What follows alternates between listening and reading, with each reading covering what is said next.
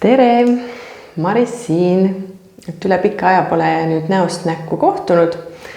Viimane kord olin ma aktiivsem siis, kui tegime seda raamatuklubi grupiprogrammi nädal aega. Et sellest on nüüd natukene möödas. Väga tore oli järjekordselt. Mulle väga meeldib, kui on koos inimesed, kes on pühendunud, kellelt on nii palju õppida ja kes omakorda tahavad midagi jagada. Et suur aitäh kõigile, kes tulid seda Südamekeskuse teekonda tegema. Sellest juba on mul tekkinud uusi ideid, mida teile pakkuda human designi võtmes, aga ka mitte ainult. Sellepärast, et ma tunnen natukene, et võib-olla, vaid päris kindlasti, olen ma natukene ennast peitnud ka sinna human designi taha, et neid nagu oma päris ideid ja taipamisi ja kõike seda, mida ma tahaksin edasi anda. Et mul varem ei olnud nagu sellist paremat tööriista või viisi, kuidas neid mõtteid edasi anda. Et human design on endiselt väga hea tööriist, kust alustada, aga tegelikult sealt edasi nagu rullub lahti palju enamat. Ja võib-olla natuke ma räägiksingi siis lihtsalt intuitsioonist. Et sellest Südamekeskuse grupist tuligi nagu edasi selline teema, et nagu hästi südamest lähtuv ja siis ma sain aru, et kuigi seal grupis me rääkisime human designi südamekeskusest, mis on egokeskus ja tahtejõukeskus, enesehinnangu keskus ja selle nimi on siis südamekeskus.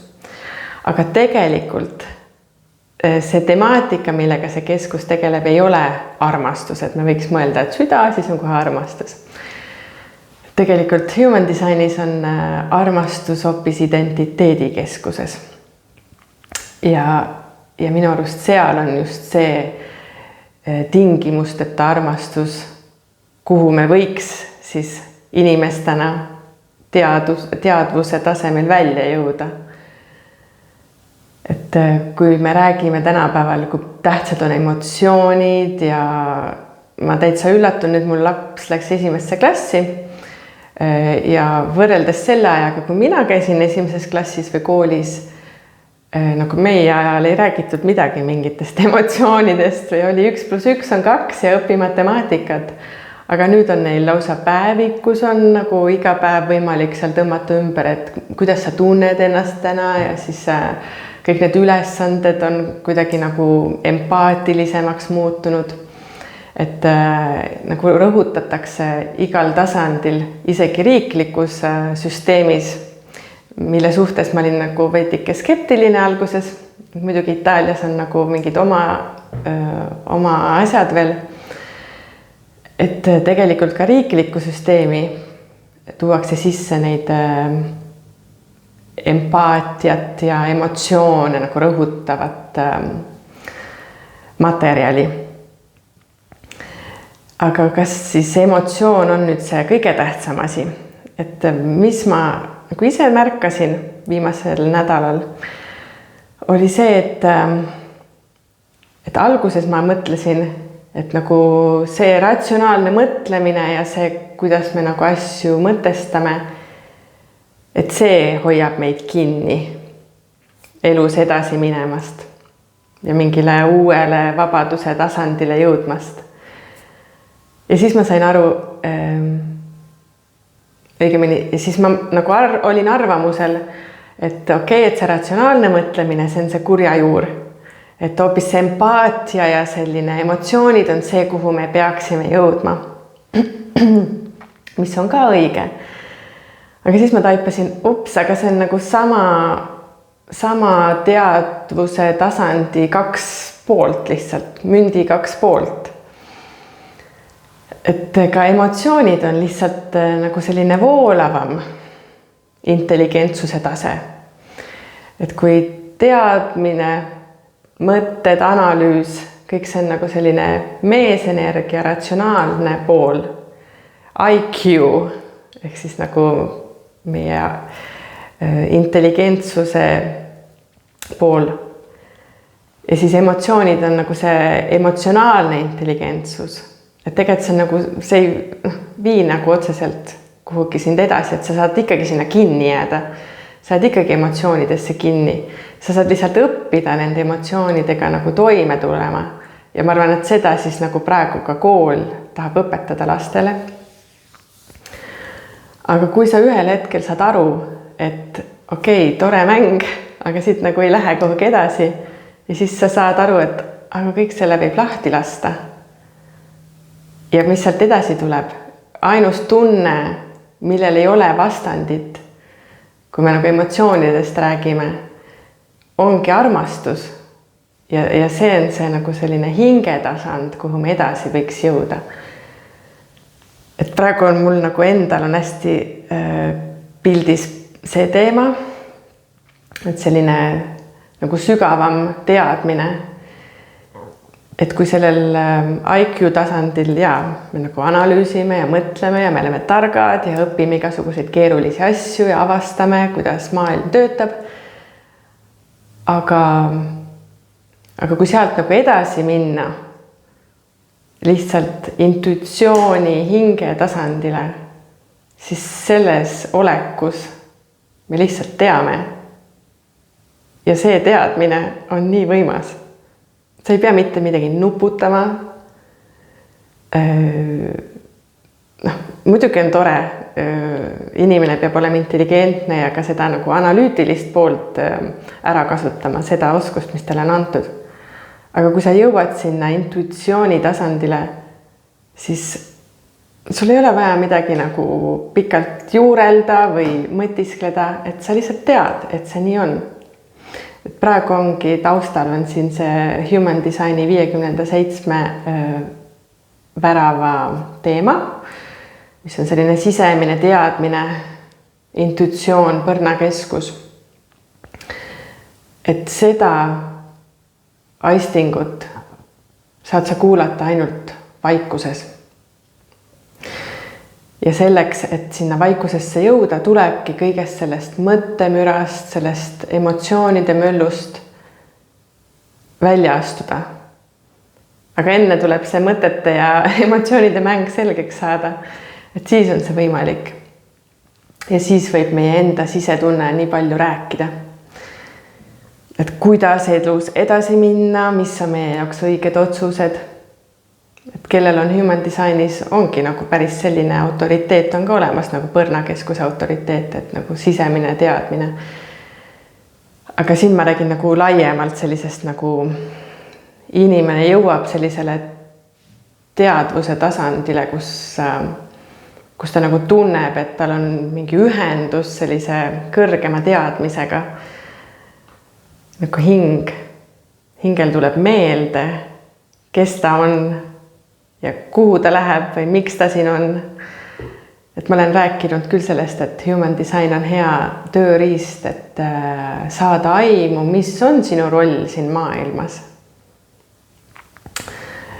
Et igaüks meist on väga erinev. Kõigil on mingid individuaalsed tugevused. Aga et kuidas me siis sobitume siia suurde pilti. Et me ei ole nagu mingid robotid, kes peaksid kuskil tehases 8 tundi päevas töötama ja mingid asju tegema.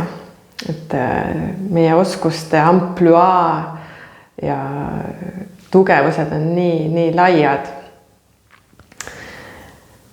Jah, et tänane see jutt on natuke selline võib-olla laialivalguv, aga ma veel ka otsin oma keelt, et kuidas nagu paremini edasi anda seda, mis nagu tahab tulla, tahab jagamist. Ja mul on väga hea meel, et sa oled tulnud siia seda kuulama, et ma saan seda jagada.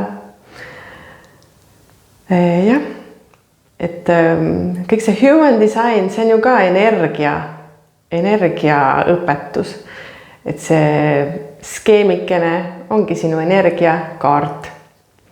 Ja mis on energia? See on nagu selline meie peenem olemus. Et kui sa tunned, et sa oled siin maailmas, sa oled keha, aga tegelikult meie ümber on nagu veel palju rohkem ja human design nagu siis võiks avada ukse sellesse peenemasse teadvusesse, et sa hakkaksid tajuma seda,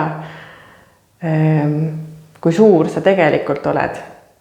Ja kui sa jõuad nagu läbi selle human designi kaardi, seal on see mõttekeskus, peakeskus, mis aitab sul aru saada, kuidas sinu mõtted toimivad.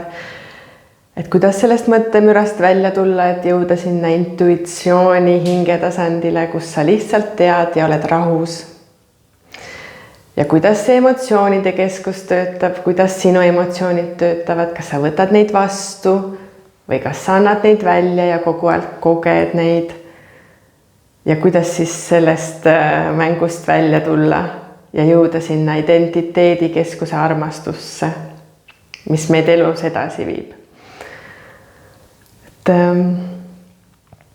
Ma jätan selle lihtsalt siia õhku praegu ja vaatame, kuhu see edasi läheb. Ma ka ütlesin, et kindlasti tahan ma teha veel ühte raamatuklubi gruppi ja seekord siis nagu mingit sellist pikemat, võib-olla kuuajalist, sest et siis võtame ette ka nagu päris selle raamatu, mitte lihtsalt üldise minu tehtud väikse materjali, vaid päris raamatu, mida koos lugeda, võib-olla 6 aja jooksul ja nagu rohkem süveneda asjasse. Ja samuti töötan ma praegu ühe sellise, ma arvan, et see tuleb mingi videoformaadis selline koolitus, kus ma siis räägin, kuidas ise oma human designi kaarti lugeda.